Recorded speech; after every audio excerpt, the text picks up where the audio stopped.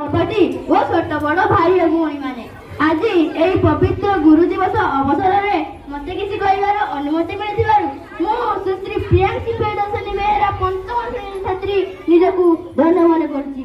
ଗୁରୁ ଶବ୍ଦ ହେଉଛି ଦୁଇଟି ଅକ୍ଷରର ସମାହାର।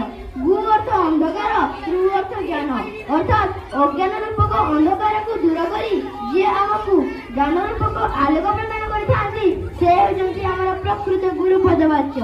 ସାଧାରଣତଃ ଆମ ଜୀବନରେ ପିତାମାତା ହେଉଛନ୍ତି ଆମର ପ୍ରଥମ ଗୁରୁ। ପିତାମାତାଙ୍କ ପରେ ଆମ ଜୀବନରେ ଯିଏ ଆସିଥାନ୍ତି ସେ ହେଉଛନ୍ତି ଶିକ୍ଷକ ବା ଗୁରୁଜୀ ଗୁରୁମା। ଗୁରୁ ଭଗବାନଙ୍କ ସତୁଳନୀୟ।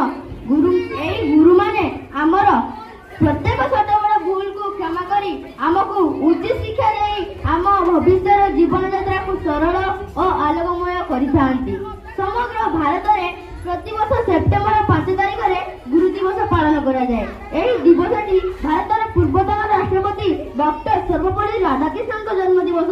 ଡକ୍ଟର ସର୍ବପଲ୍ଲୀ ରାଧାକ୍ରିଷ୍ଣନ 1888 ମସିହା ସେପ୍ଟେମ୍ବର 5 ତାରିଖରେ ତାମିଲନାଡୁର ଥିରୁତାନି ଗ୍ରାମରେ ଜନ୍ମଗ୍ରହଣ କରିଥିଲେ।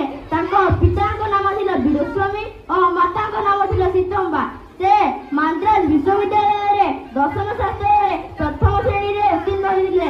ସେ ପ୍ରଥମେ ମାନ୍ଦ୍ରାଜ ପ୍ରେସିଡେନ୍ସି କଲେଜରେ 1909 ମସିହାରେ ଶିକ୍ଷାଦାନ ଆରମ୍ଭ କରିଥିଲେ। ପରେ ସେ ହିନ୍ଦୀ ବିଶ୍ୱବିଦ୍ୟାଳୟରେ କୁଳପତି ଓ ଭାରତ ପ୍ରଥମ ଉପରାଷ୍ଟ୍ରପତି ଭଳି ବିଭିନ୍ନ ପଦବୀରେ ରହିବାର ସୌଭାଗ୍ୟ ଅର୍ଜନ କରିଥିଲେ। ସେ ଜଣେ ବିଖ୍ୟାତ ଦାର୍ଶନିକ ଓ ରାଜନୈତିକ ତଥା ପ୍ରବୀଣ ଦେଶସେବକ ଭାବେ ସେ ଖ୍ୟାତି ଅର୍ଜନ କରିଥିଲେ। ସେ ଇଂଲଣ୍ଡର ସର୍ବୋଚ୍ଚ ଉପାଧି ଅର୍ଡର ଅଫ୍ ମେରିଟ୍ ପଦ ପାଇବାର ସୌଭାଗ୍ୟ ଅର୍ଜନ କରିଥିଲେ। ଏ ସଂସାରରେ ଯିଏ ଯେଉଁ ପଦବୀରେ ଥାଉ ନା କାହିଁକି, ସେ ଡାକ୍ତର ହୁଅନ୍ତୁ କି ପୋଲିସ ହୁଅନ୍ତୁ କି କୌଣସି ସଫଳ ବ୍ୟକ୍ତି ହୁଅନ୍ତୁ, ପ୍ରତ୍ୟେକଙ୍କ ଜୀବନରେ ଗୁରୁଙ୍କ ଭୂମିକା ଅତ୍ୟନ୍ତ ଗୁରୁତ୍ୱପୂର୍ଣ୍ଣ। ଗୁରୁମାନଙ୍କ ସମ୍ମାନାର୍ଥେ ଆମେ ତାଙ୍କ ଜନ୍ମ ଦିବସକୁ ଗୁରୁ ଦିବସ ରୂପେ ପାଳନ କରିବା ପାଇଁ ସେ ଆମକୁ ପରାମର୍ଶ ଦେଇଥିଲେ।